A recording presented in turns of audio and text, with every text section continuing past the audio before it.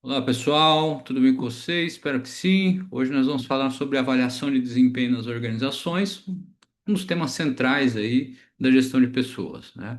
Quando falamos em avaliação de desempenho, não estamos trabalhando apenas, não estamos tratando apenas de avaliar pessoas de forma isolada, mas entender como o desempenho humano impacta diretamente os resultados organizacionais. Então, ao longo dessa aula, nós vamos discutir como que esse processo evoluiu, quais são os principais métodos utilizados e, principalmente, como a avaliação deixou de ser uma ferramenta burocrática para se tornar um instrumento estratégico dentro das organizações. A ideia aqui é que vocês consigam enxergar a avaliação de desempenho com a mesma lógica que já utilizaram em engenharia de produção. Ou seja, medir, analisar, melhorar continuamente. E aí, no final das contas, o objetivo é simples: entender que avaliar desempenho não é apenas medir pessoas, mas melhorar o sistema como um todo. Ok? Bom, antes de entrar diretamente na avaliação do desempenho, é importante entender o contexto em que ela está inserida, que é a gestão de pessoas nas organizações modernas, tá? Hoje, as pessoas são vistas como capital humano, ou seja, como o principal ativo das organizações. Não são apenas executoras de tarefas, mas são responsáveis por gerar valor, inovação e resultados. Nesse cenário, a gestão de pessoas passa a ser orientada, a resultados. Isso significa que não basta esforço, é necessário que esse esforço se traduza em entregas concretas, mensuráveis, e alinhadas ao que a organização espera. Além disso, a gestão de pessoas precisa estar integrada à estratégia, ou seja, tudo que envolve pessoas, contratação, desenvolvimento, avaliação, deve estar conectado aos objetivos estratégicos da empresa. E é exatamente nesse ponto que a avaliação de desempenho ganha importância. Ela funciona como um mecanismo que conecta o desempenho das pessoas aos resultados organizacionais, tá? Agora nós precisamos entender o que é de fato desempenho, tá? Muitas vezes existe uma visão simplificada de que desempenho é apenas o resultado final, mas está incompleto, tá? O desempenho é a combinação do resultado e comportamento. Ou seja, não importa apenas o que foi entregue, mas como esse resultado foi alcançado. Além disso, o desempenho envolve metas é, e competências. Tá? Então, as metas representam o que deve ser alcançado, enquanto as competências dizem respeito à capacidade da pessoa de realizar aquilo com qualidade. Tá? Outro ponto importante é que o desempenho não é apenas individual, ele também deve ser analisado de forma coletiva. Isso é muito importante. Tá? Em ambientes organizacionais, especialmente na indústria, os resultados dependem da integração entre pessoas. Portanto, avaliar apenas o indivíduo pode gerar distorções. Por isso, o desempenho deve ser avaliado, deve ser entendido como uma entrega que combina resultado, comportamento e contribuição para o sistema como um todo. A partir desse entendimento, nós podemos definir que a avaliação de desempenho é, aliás, a partir desse entendimento, a gente pode definir o que é avaliação de desempenho, né? Então, a avaliação de desempenho é um processo sistemático. Isso significa que não é algo feito de forma improvisada, é algo feito de forma estruturada, com critérios definidos, objetivos claros. Esse processo consiste basicamente em comparar o desempenho real com o desempenho esperado pela organização. Ou seja, existe um padrão, metas, competências, indicadores, e a avaliação verifica o quanto o colaborador está aderente a esse padrão. Além disso, a avaliação serve como base para as decisões. E é aqui o ponto central. As organizações utilizam essas informações para tomar decisões sobre promoções, treinamentos, remuneração e até ajustes na estrutura. Portanto, a avaliação de desempenho não o fim em si mesma. Ela é um instrumento que gera informação para melhorar a gestão e alinhar as pessoas aos objetivos organizacionais. Tá? Uma vez entendido o conceito, nós precisamos olhar para objetivos da organização de desempenho, tá? Para os objetivos da avaliação de desempenho, tá? O primeiro objetivo é melhorar o desempenho, óbvio. Tá? A avaliação permite identificar o que está funcionando bem e o que precisa ser ajustado, criando um ciclo de melhoria contínua. Tá? Outro ponto importante é identificar necessidades de treinamento. Quando o desempenho não atinge o esperado, muitas vezes o problema não é a falta de esforço, mas sim a falta de capacitação. A avaliação também serve para apoiar decisões de promoção. Ela fornece dados mais objetivos, tá? E isso faz com que se reduza a subjetividade nas decisões de carreira. Tá? Além disso, permite ajustar metas organizacionais. Em alguns casos, o problema não está nas pessoas, mas nas próprias metas, que podem ser desalinhadas ou mal definidas. Portanto, a avaliação de desempenho cumpre um papel fundamental: orientar decisões, direcionar ações que impactam tanto o indivíduo quanto a organização. Tá?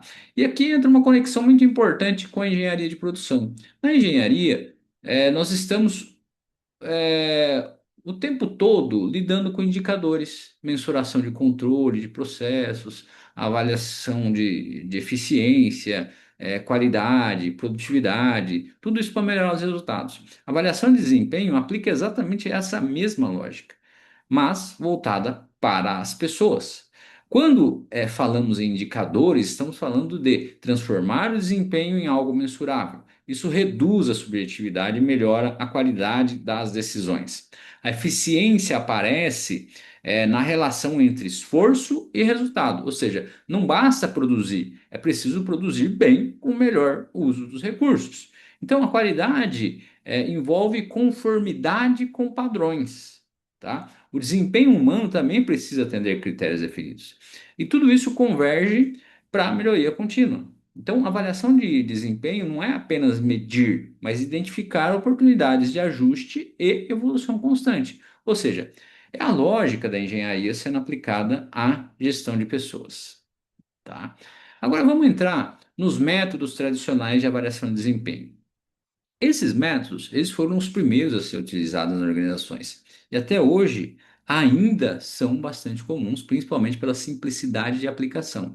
Um dos mais conhecidos são as escalas gráficas, que utilizam notas ou níveis para avaliar diferentes critérios de desempenho. Temos também a avaliação por fatores, no qual o colaborador ele é analisado com base em aspectos como pontualidade, iniciativa, qualidade de trabalho, cooperação. Tá? Outro método são as listas de verificação que funcionam como checklists de comportamento ou resultados esperados. E por fim, a avaliação por metas, muito utilizada em ambientes industriais, que compara diretamente o que foi planejado com o que foi efetivamente entregue. Apesar de úteis, esses métodos apresentam limitações importantes, principalmente quando não são bem estruturados ou quando não estão alinhados à estratégia da organização, tá? Vamos detalhar um pouco mais dos métodos mais utilizados, que são as escalas gráficas, tá? Esse modelo é bastante popular. Por quê? Porque ele é simples. Ele é simples de aplicar, ele é simples de entender, ele funciona a partir de critérios previamente definidos. Por exemplo, qualidade do trabalho, pontualidade, relacionamento, entre outros. Para cada um desses critérios, o avaliador atribui uma nota ou um nível de desempenho que permite comparar diferentes colaboradores de forma relativamente padronizada. Além disso, a avaliação numérica facilita a consolidação dos resultados, o que ajuda na tomada de decisão, principalmente em organizações maiores. Outro ponto que explica a sua utilização é a facilidade de aplicação. É um método que pode ser utilizado em larga escala, com baixo custo e com pouco tempo. Porém, apesar dessas vantagens, ele exige cuidado na definição dos critérios e na condução da avaliação para evitar distorções ou subjetividade, tá? Apesar de amplamente utilizados, os métodos tradicionais eles apresentam limitações importantes. A primeira delas é a subjetividade, tá? Muitas vezes a avaliação depende da percepção do avaliador, o que pode gerar distorções nos resultados, tá? Outro problema é a falta de transparência. Quando os critérios não são bem definidos, ou não são claramente comunicados, os colaboradores não entendem como estão sendo avaliados. Por isso, a percepção é, de injustiça pode acabar surgindo. E aí esse é um ponto crítico, porque afeta diretamente a motivação e o engajamento das pessoas. Além disso, esses métodos costumam ter baixa aderência estratégica, ou seja, avaliam aspectos que nem sempre estão conectados, aos objetivos da organização. Por isso, embora sejam utilizados, os métodos tradicionais precisam ser complementados ou adaptados para atender às demandas das organizações modernas. Tá? A avaliação de desempenho ela passou por uma evolução importante ao longo do tempo. Inicialmente era vista como um processo burocrático, muitas vezes utilizado apenas para registro ou controle. Hoje, ela assume um papel estratégico dentro das organizações. Outra mudança relevante é a frequência. Antes, a avaliação era feita de forma anual, pontual, né? Atualmente, ela tende a ser contínua, né? Ou seja, você tem um acompanhamento mais próximo e ajustes ao longo do tempo. Além disso, houve uma mudança na forma de enxergar o desempenho. Antes, a análise era muito focada no indivíduo de forma isolada. Hoje, ela passa a ser sistêmica, tá? Considerando o contexto, a equipe, a liderança, os processos. Essa evolução mostra que a avaliação deixou de ser apenas um instrumento administrativo e passou a ser uma ferramenta essencial para a gestão e melhoria organizacional, tá? Dentro dessa evolução surge a avaliação 360 graus, que representa uma mudança importante na forma de avaliar desempenho. Diferente dos modelos tradicionais, nos quais apenas gestor avalia colaborador, aqui a avaliação passa a considerar múltiplas perspectivas. O colaborador ele pode ser avaliado pelo seu superior, por colegas de trabalho, por subordinados, quando houver, né? E também ele pode ser um meio de autoavaliação, né? Então, ou seja, todas as pessoas envolvidas com aquele colaborador, né, desde subordinados, se ele tiver subordinados, e também a própria avaliação dele. Ele se autoavalia, tá? Então isso permite uma visão muito mais completa do desempenho, especialmente em relação a aspectos comportamentais, como comunicação, liderança, e trabalho em equipe. Esse modelo é bastante utilizado em cargos de liderança, no qual o impacto das relações interpessoais é muito relevante. A principal ideia da avaliação 360 graus é reduzir vieses e ampliar a qualidade das informações utilizadas na avaliação de desempenho. Tá? A avaliação de 360 graus, ela traz uma série de vantagens importantes para as organizações. Tá? A primeira delas é a visão ampla. Como o colaborador é avaliado por diferentes pessoas, nós conseguimos uma percepção mais completa e mais próxima da realidade. Outra vantagem é a redução de vieses. Quando apenas uma pessoa avalia, há maior risco de distorções. Com múltiplas fontes, esse risco diminui. Esse modelo também contribui para o desenvolvimento comportamental. O colaborador passa a ter mais consistência sobre como é percebido pelos outros, o que favorece ajustes e evolução. Além disso, um impacto direto no fortalecimento da liderança. Por quê? Porque líderes passam a receber feedback não apenas de seus superiores, mas também de suas equipes. Isso é muito produtivo, isso torna o processo mais rico e contribui para a melhoria contínua das práticas de gestão, tá? Além da avaliação 360 graus, as organizações vêm adotando abordagens mais modernas para uma gestão de desempenho. Uma das principais mudanças é o uso do feedback contínuo. Em vez de esperar um momento específico do ano, os líderes, os líderes e colaboradores, eles passam a conversar com mais frequência sobre o desempenho. Outra abordagem que também tem sido utilizado é a gestão por competências. Aqui o foco não é apenas no resultado, mas nas capacidades que a pessoa desenvolve e aplica no trabalho. Também temos a integração de metas, as metas individuais deixam de ser isoladas, passam a estar conectadas às metas da equipe, né, e da organização, tá? Por fim, a gente pode destacar também a construção de uma cultura de aprendizado. tá? Então, a avaliação ela deixa de ser vista como um instrumento e passa a ser encarada como um processo de desenvolvimento. Essas mudanças tornam a avaliação mais dinâmica, mais justa, mais alinhada com as necessidades das organizações atuais. Para que a avaliação de desempenho seja efetiva, é fundamental utilizar indicadores. Os indicadores transformam o desempenho em algo mensurável, tá? E isso proporciona o quê? Uma redução de subjetividade, tá? Ou seja, aumenta a qualidade das decisões. Um dos principais é a produtividade, tá? Que está relacionada ao volume de entregas em relação ao tempo e recursos que são utilizados. Outro indicador importante é a qualidade, né? Então, não basta a quantidade, não basta produzir. Você tem que avaliar a qualidade, né? Ou seja, você avalia o quanto as entregas estão em conformidade com os padrões estabelecidos. Então, a eficiência é central, pois analisa a relação entre resultados e recursos utilizados, tá? E por fim, nós temos o engajamento, né? O que que o engajamento mede? Ele mede o nível de comprometimento e envolvimento do colaborador com o trabalho. Esses indicadores permitem uma visão mais objetiva do desempenho, tá? E fazem com que a gestão fique mais próxima, né? Eles aproximam a gestão de pessoas, da lógica analítica utilizada na engenharia de produção, tá? Então, a avaliação de desempenho ela gera impactos diretos na organização, tá? Um dos principais é na remuneração variável. Muitas empresas utilizam o resultado da avaliação para definir bônus, participação nos lucros e outros incentivos. Ela também influencia decisões de promoção, tá?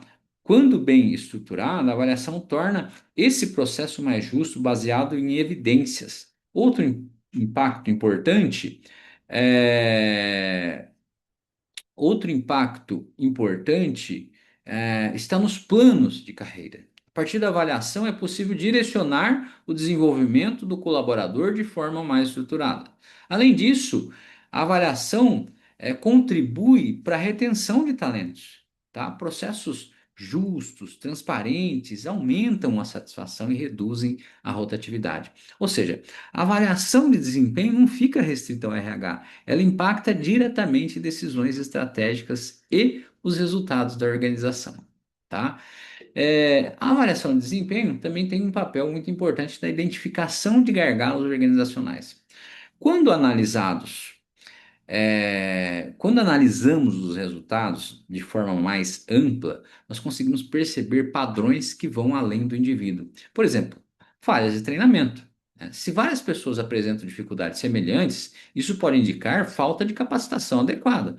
Outro ponto são problemas de liderança. Quando uma equipe inteira apresenta baixo desempenho, pode ser um sinal de dificuldades na gestão, tá? Também podemos identificar questões de dimensionamento. Quando em alguns casos, o problema não é desempenho, mas a falta de recursos ou o excesso de demanda. Ou seja, a avaliação, ela permite enxergar o sistema. Ela ajuda a identificar onde estão os problemas reais e direcionar ações mais eficazes, tá? Então, a partir de tudo isso, fica claro que a avaliação de desempenho não é uma ferramenta estratégica, tá? É, Aliás, a partir de tudo isso, fica claro que a avaliação de desempenho é uma ferramenta estratégica, perdoe-me. Então, ela apoia diretamente a gestão, fornecendo informações mais consistentes para os gestores, para os tomadores de decisões, informações melhores sobre as suas equipes. Também promove o alinhamento organizacional. O desempenho individual passa a estar conectado aos objetivos maiores da empresa. Além disso, melhora a qualidade da tomada de decisão. Em vez de decisões baseadas apenas em percepção, nós passamos a utilizar dados e evidências. Isso reduz erros, aumenta a justiça organizacional e fortalece a gestão como um todo. Portanto, a avaliação de desempenho não é apenas um instrumento operacional, mas um elemento central da estratégia organizacional. Então, apesar de todos esses benefícios, existem erros comuns que comprometem a avaliação de desempenho. Um dos principais é a falta de critérios claros.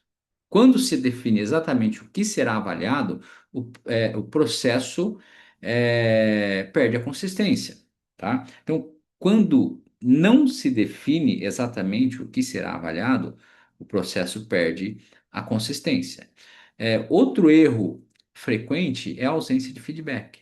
Avaliar sem dar retorno ao colaborador torna o processo pouco útil para o desenvolvimento. Ou seja, se avalia, mas não mostra o que está de errado, não tem utilidade nenhuma. Também é comum o foco punitivo, tá? Quando a avaliação é utilizada apenas para apontar erros, ela gera resistência e desmotivação. Além disso, há o desalinhamento estratégico. Avaliar aspectos que não estão conectados aos objetivos da organização torna o processo irrelevante. Então, evitar esses erros é fundamental. Para quê? Para que a avaliação seja percebida como justa e realmente contribua para o desempenho organizacional, tá? Então, para que a avaliação de desempenho funcione de forma efetiva, algumas boas práticas são essenciais. A primeira é definir critérios objetivos. Os colaboradores precisam saber exatamente o que está sendo avaliado e com base em quais parâmetros, tá? Outra prática essencial é a comunicação clara. O processo deve ser transparente, com regras, objetivos, expectativas bem definidos. Também é importante estabelecer o feedback contínuo, tá? A avaliação não deve ocorrer apenas em momentos formais, mas ela deve acontecer ao longo do tempo, com ajustes frequentes. Por fim, é fundamental a integração com metas. O que é avaliado precisa estar diretamente conectado aos objetivos individuais da equipe e da organização. Essas práticas aumentam a credibilidade do processo e fazem com que a avaliação realmente contribua para o desenvolvimento das pessoas, e para os resultados da organização, tá? Então, para finalizar, é importante reforçar a ideia central da aula, né? A avaliação de desempenho, ela deve ser entendida como um instrumento estratégico e não apenas como uma atividade administrativa. O desempenho não é resultado apenas do indivíduo, ele é consequência de um sistema que envolve liderança, processos, culturas e recursos disponíveis. Por isso, quando a gente avalia desempenho, estamos na prática avaliando a própria organização, tá? E o grande objetivo da avaliação não é julgar, mas promover melhoria contínua de fato, tá? Então, melhorar pessoas, melhorar processos e, consequentemente, melhorar os resultados organizacionais, esse sim é o objetivo central, da avaliação, tá bom? Nos vemos na próxima aula. Muito obrigado.